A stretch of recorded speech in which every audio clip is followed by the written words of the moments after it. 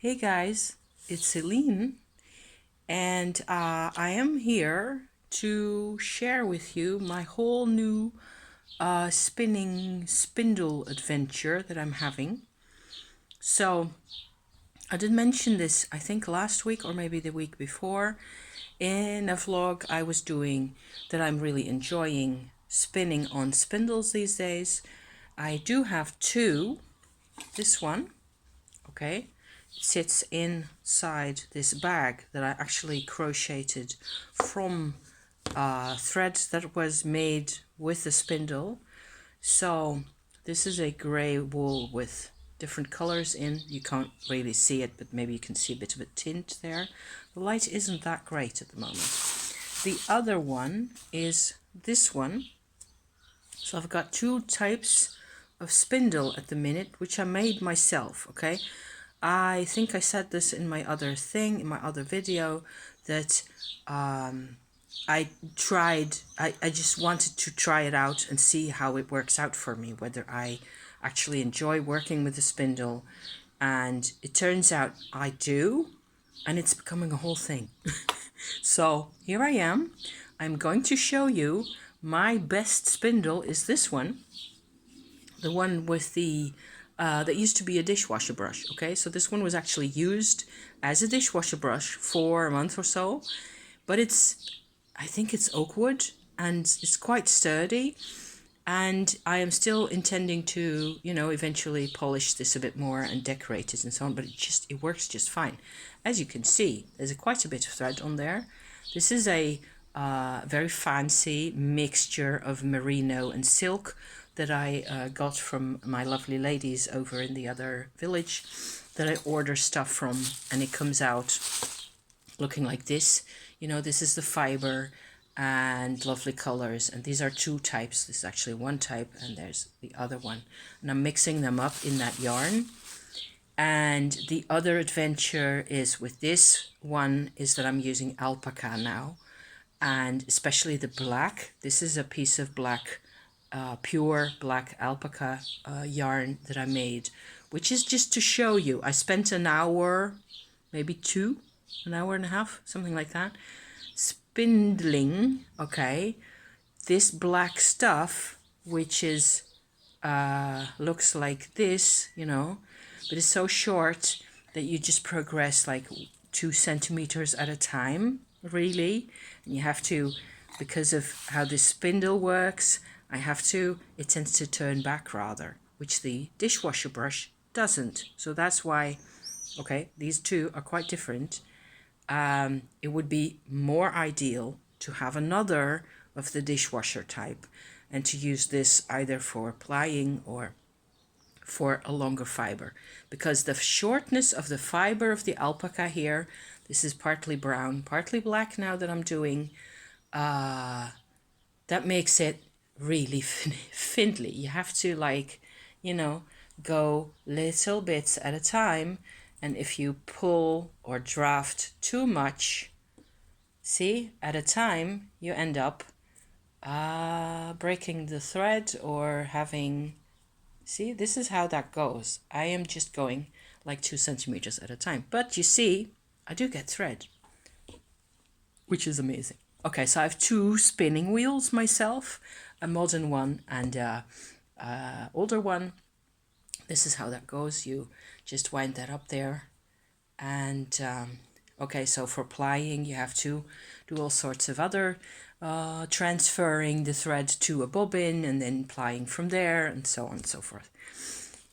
This is plan B, actually plan A now, okay?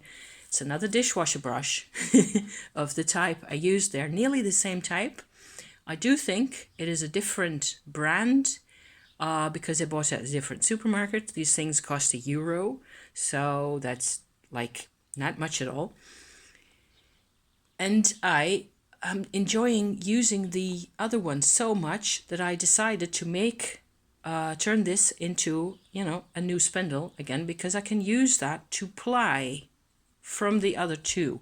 So I have to find a way to park those, sit them in pots or something where they can't move much, and then you can, use this and you know, with the two yarns coming in, and it'll turn in the other direction from the direction you've been spinning in, and you will get a double thread plied from the two combined like that.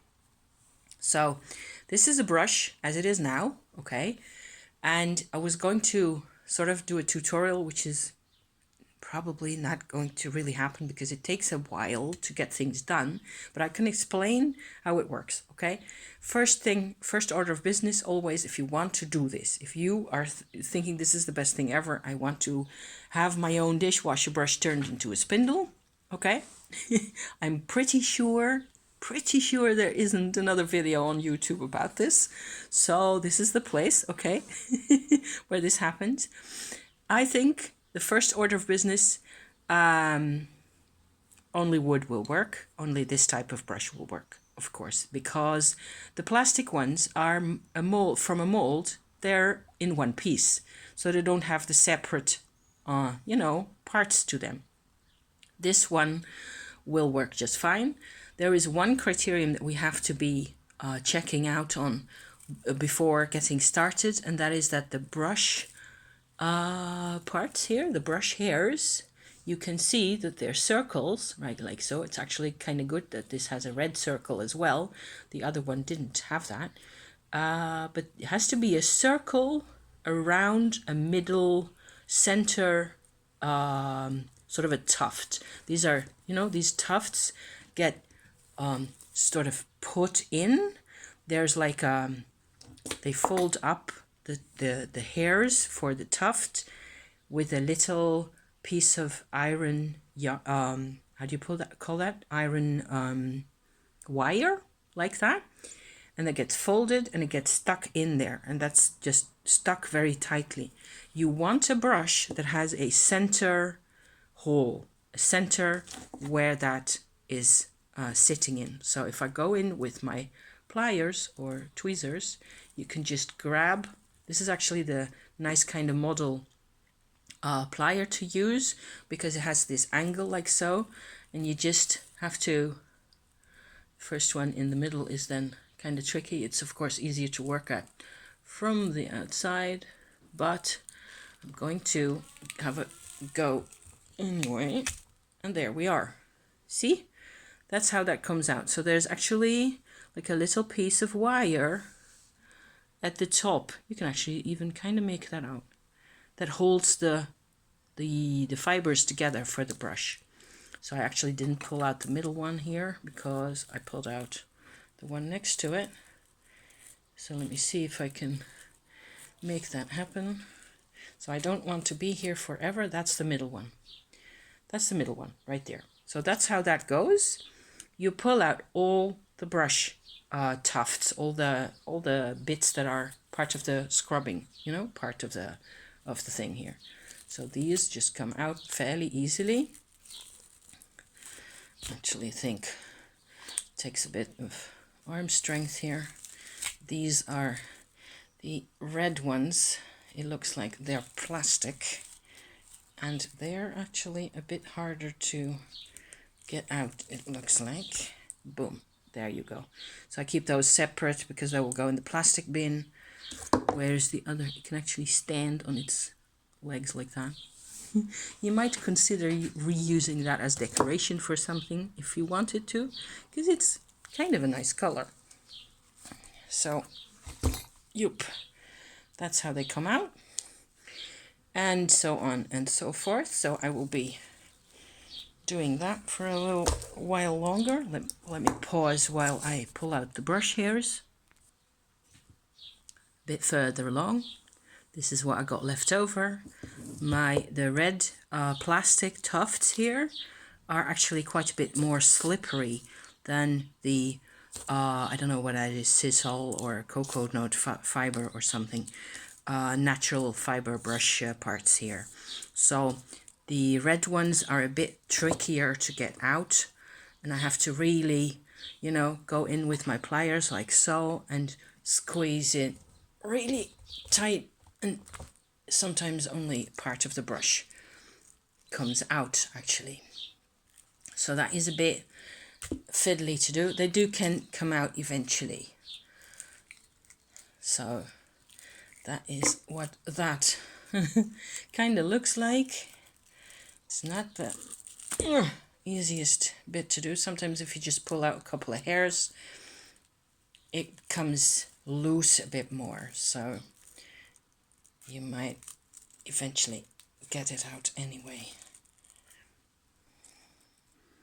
And the last one. So it's also a bit of getting a right grip on it, and then sort of the right angle of getting it to, you know, fold over a bit and get it so that you can actually get enough traction on that thing. So that's the result there. I'm going to put the brush pieces to the side here. I'm actually kind of thinking of recycling those as well. The thing is, why I don't take the whole thing apart yet is that this is actually a very nice handle. It has been, you know, made for a purpose, which is why we need the middle hole. Actually, you can use a drill machine drill, of course, if you have one of those. I don't really. I have several hand drills of that type, you know, which I think is great fun, but I have to then, you know, squeeze this into my, you know, the thing that holds the piece of wood while you drill. What are those called? Good question. So I have 3 of these, and I will use them one after the other, because the last thing I want to happen, which didn't happen with the other one and probably won't, because I think this is oak wood that they make these from. The last thing you want to happen is for the wood to split, because the circle, the disc of wood here, is of course sort of the most important part to the whole spiel. If you were to eventually, you could decide to use a different handle, which would be lighter compared to the weight of the disc, you know, for your spindle, if that's what you're looking for. I'm finding that it works really well. So my other spindle here that isn't a dishwasher brush is a chopstick, you know, and you might actually see what it's like to have a chopstick go in the middle of this disc and then see how that behaves. It's nice to have the heavier type disc, but I find it works really well with the handle, and this also comes with the hook ready made, so it's kind of perfect. So I'm alternating my drills here, which is one way of going really easy on the wood, drilling, and there we are, out through the middle. Can you see that? There it is, see? So once I have gotten forward with that, I'm going to drill out a bit from the other side using the smallest drill here. And oh yes, I was supposed to get a screw. I went and got my tools, but I forgot about the screw. And it was on my little list that I made for this sort of a vlog about making one's own spindle from one of these brushes, like so. So I'm drilling from the other side now, getting to where the other hole is in the middle there, and I will end up also probably just using a little pen knife too, because this gets, you never, with wool or any other type of fiber, you do not want splinters sticking out at strange angles and so on and so forth. You know, this takes a moment to do, but it's worth it. And the whole adventure with the spindles, as I've been having it now over the past couple of weeks, like I said, I have 2 big spinning wheels that I can use for spinning in whatever quantity I like, at whatever speed I like. I can spin volume. I just recently spent 2 days on a yarn for a project that I'm making for my husband, and I have, where is it? Right here. This ball of yarn as a result of like what 2 days or so in total. That is this is the size of my hand. Okay, so this is it's a fairly nice yarn. It's got all sorts of colors in. It was quite a bit of a interesting spinning job to do. Okay, so, but this is different. I don't use my spindles for making any quantity necessarily, other than a small quantity. I don't do this for the production of it anymore. And I'm realizing as I do this also, sometimes this is the largest of the drills. Let's just see how that goes now. Also the middle one of these drills, I have used that a lot in the past, drilling holes in wooden compartment sides and things for when I was still a sales representative. That's why I still have these, you know, because I used them before that at the time. So yeah, back out. Tight wood. It doesn't split, which is great. Okay, so I'm spending some time drilling here. I'm actually having some sawdust come out now. We are all the way through, quite a bit. So where was I? I'm using the spindles as a sort of a mindfulness exercise. I love doing it, and it's wonderful to have the alpaca now, especially the black is just beautiful. It's so and I'm sort of reclaiming the time, I guess, to get this going. So hence the third spindle, which I will probably also use for plying, like I said, a lot of the time. This should be big enough by now. You see, this takes forever, which is why I paused a moment ago, and I will do that again. This is the next part. We take off this brace thing, and you can normally just pull that out of here. Does this one have a... This one is different in that it doesn't have the metal sort of a hood over there. And this will probably take some doing to get out as well. To be continued. Yes, we have found another trick. These are very tight in there, okay? But we want that out because that is where our disc for the spindle and the screw are gonna go in. So we need those to go out. If I use this very heavy duty plier, I can sort of pinch it quite hard and then pull, and there it comes. Moment suprême, it actually came out right away. This one can go, okay? Then here's my disc. The brush holes are at the bottom. There's my screw, like so. This can go in eventually, and I need a screwdriver. And we have our screwdriver, the most comfortable one I have, and we can just go with this, you know, in there, and out we come the other side. This is still quite a fairly tight screw here. It's one of those screwdrivers that has nibs, you know, different size little bits, little nibs go on. Okay, so this is actually the length that goes in there.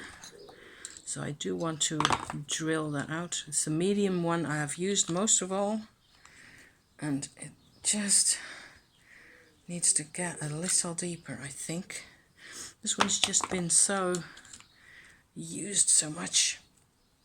I'm trying to just get a little hole in the center there. It's not surprising they use oak wood for this stuff. And the lowly dishwasher brush, you know, isn't it just amazing?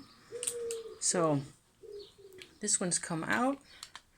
It goes like so. We hold this together in the non-dominant hand, so to speak, and in goes the screw. I don't have any power tools, I think. Well, I do have an electric screwdriver, and I think I have an electric drill somewhere as well. which I never use. So in goes the screw, and it's the same, whoop, same kind of a length sticking out there as with this one, but I do think it does have a couple more turns in it. So that is actually better to have that in as tight as possible. And we are done. So there it is. All you need now is the lead yarn on here and some fiber, and off you go, you know, spinning. So I'm quite pleased with my new mode of operating with these. I will just show you a little bit more on this one here, how I go about this. And it's just so easy. And this is a long fiber, you know, a long staple fiber that I have here with the merino and the silk together. And that's how that goes. See, and I can just sit next to the table like this, going down, keeping it turning. This is what will happen, of course. Can you still see that on the...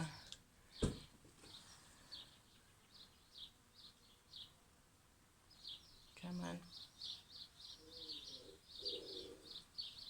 I find this very focusing and relaxing to do these days.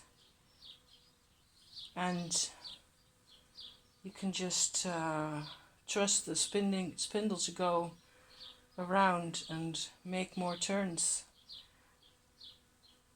And this is how far down I can go. I'm nearly on the floor now. See?